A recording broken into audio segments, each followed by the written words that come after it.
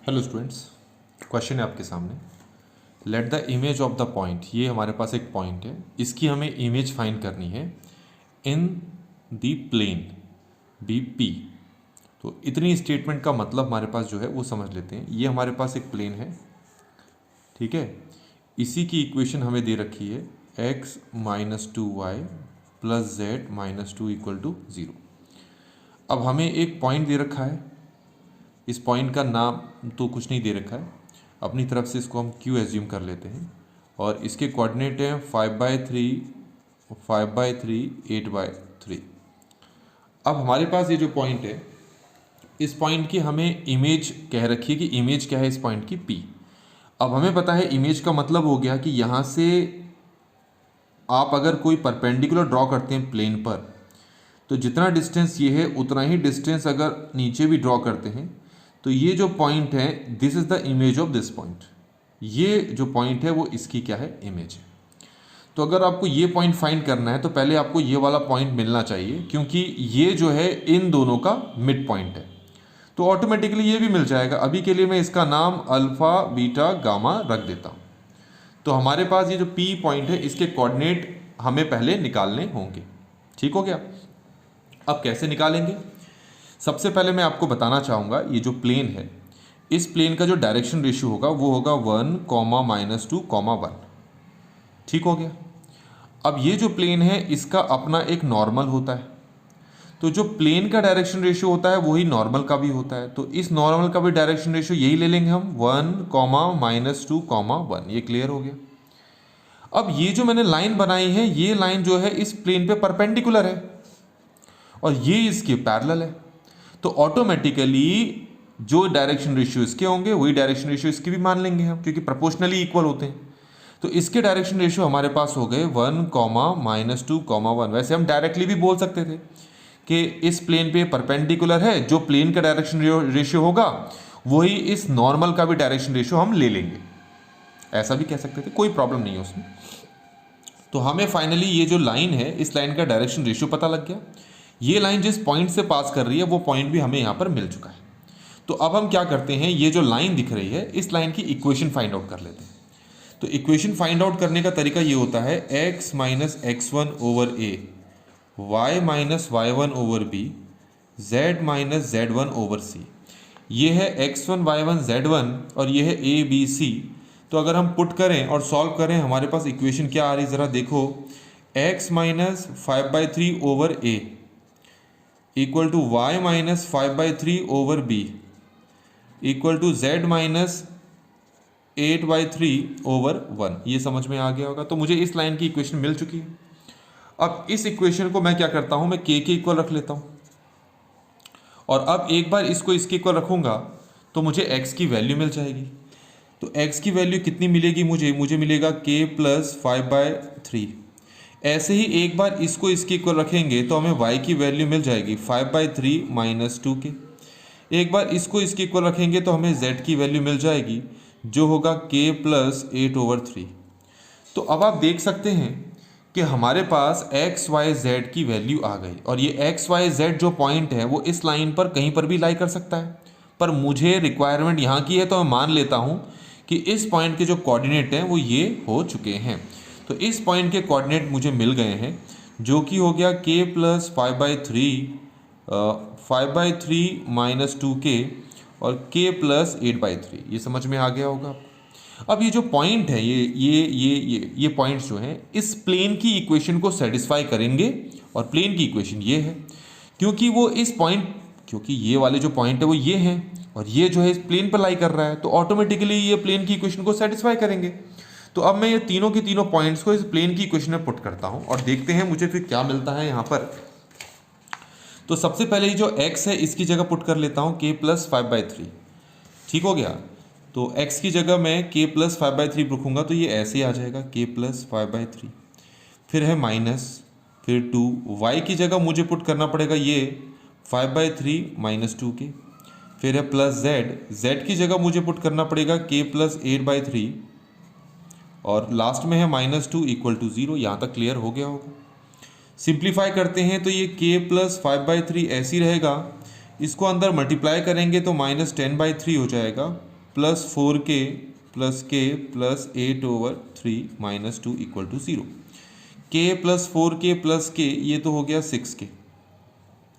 अब इसको सॉल्व करो, 5/3 माइनस 10/3 हो गया -5/3 -5/3 प्लस 8/3 तो हो गया 3/3 जो कि हो गया 1 1 माइनस 2 हो गया -1 इक्वल टू 0। तो k की वैल्यू मुझे यहाँ से 1/6 मिल गई। आप भी चेक कर लें कि मैंने ये सही किया है। तो k मिल गया। अब ये k की वैल्यू मैं यहाँ पुट कर लेता हूँ ताकि मुझे क्या हो जाए, x की, y की और z की वैल्यू मिल जाए। तो 1/6 यहाँ पुट करता हूँ तो x की वैल्यू आ जाएगी 1/6 प्लस 5/3, तो ये शायद आ रहा है 11/6। अब y यहाँ पर भी पुट करता हूँ तो 5/3, ठीक है, 5/3 माइनस ये क्या है 2/6, तो 2/k है ना, 2k तो ये होगा 2/6, तो 1/3 हो जाएगा। सॉल्व करेंगे तो ये 4/3 आ जाएगा। ये क्लियर हो गया होगा आपको। एक बार आप भी सॉल्व करके देखेंगे, 1/3 4/3।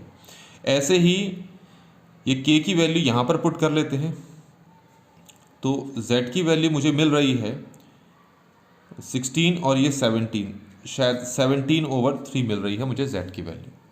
तो इस तरीके से मुझे इसके कोऑर्डिनेट पता लग गए। अब मेरा काम है इसके कोऑर्डिनेट फाइंड करना। अब ये क्या है, इन दोनों का मिड पॉइंट है तो इसके कोऑर्डिनेट आसानी से निकाले जा सकते हैं। तो इसके लिए मैं अलग से डायग्राम बनाकर दिखाता हूँ आपको।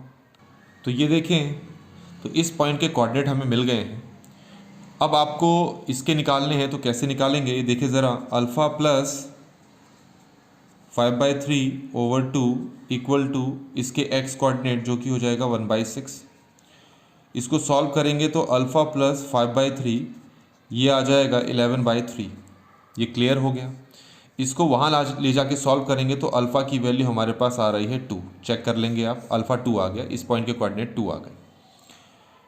ऐसे ही अब बीटा के लिए, तो बीटा प्लस 5/3 क्या लिखेंगे हम, बीटा प्लस 5/3/2 इक्वल टू इसके y कोऑर्डिनेट जो कि है 4/3।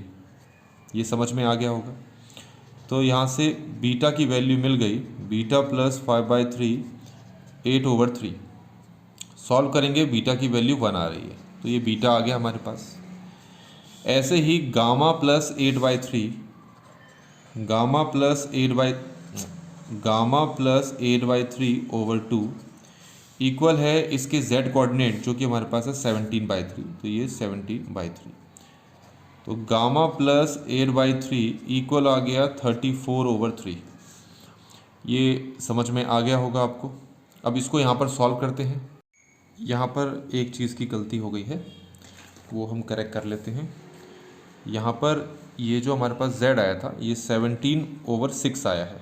कैसे, जब ये k की वैल्यू हमने यहाँ पर पुट की थी, k की वैल्यू 1/6 यहाँ पर पुट की थी, तो 1/6 प्लस 8/3 आपके पास होगा 17/6। तो z की वैल्यू 17/6 आ रही है हमारी।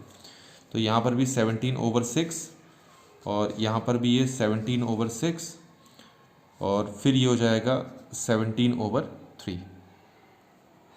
ये क्लियर हो गया होगा आपको 17/6 के बाद। तो अब इसको सॉल्व करते हैं तो गामा की वैल्यू 17 माइनस 8/3 ये 3 आ जाएगी। तो अब आप देख सकते हैं कि अल्फ़ा बीटा गामा की वैल्यू जो है वो 2 1 3 आ रही है। ठीक हो गया। तो फाइनली क्वेश्चन के अकॉर्डिंग हमने पी पॉइंट के कोऑर्डिनेट फाइंड कर लिए। अब आपसे कहा है कि क्यू पॉइंट का जो डिस्टेंस है पी पॉइंट से वो 13 है, तो अल्फ़ा आप निकालो। तो इसका मतलब जो पॉइंट मैंने निकाला है उसका और इसके बीच में डिस्टेंस फॉर्मूला लगाना पड़ेगा। तो जो क्यू पॉइंट है क्वेश्चन में दे रखा है आपको, वो है हमारे पास 6, -2, अल्फ़ा। ठीक हो गया, 6, -2, अल्फ़ा। इन दोनों के बीच का डिस्टेंस निकालते हैं। इसका नाम कुछ रखा था डायग्राम में, नहीं रखा था ना, इसको m मान लेते हैं। तो ये हो गया हमारे पास m। तो हम QM हमें दे रखा है 13 और इसके बीच में डिस्टेंस फॉर्म लगाओगे तो 6 - 2 का स्क्वायर मतलब 4 का स्क्वायर, -2 - 1 का स्क्वायर मतलब 9, अल्फ़ा -3 का होल स्क्वायर इक्वल टू है 13। स्क्वायरिंग बोथ साइड करेंगे तो ये तो हो गया आपके पास 25 प्लस अल्फ़ा माइनस 3 का होल स्क्वायर इक्वल टू हो जाएगा 169। तो अल्फ़ा माइनस 3 का होल स्क्वायर ये हो जाएगा हमारे पास 144 और अल्फ़ा माइनस 3 की वैल्यू प्लस माइनस 12 हो जाएगी। तो अल्फ़ा की एक वैल्यू तो आ जा रही है 15, अल्फ़ा की दूसरी वैल्यू आ जा रही है -9। पर क्वेश्चन में पहले से कह दिया था कि अल्फ़ा इज़ नॉट नेगेटिव, वो ग्रेटर देन ज़ीरो है, तो अल्फ़ा की एक ही वैल्यू पॉसिबल है जो है 50। तो इस तरीके से बच्चों हमने इस क्वेश्चन को यहाँ पर कंप्लीटली सॉल्व कर लिया है।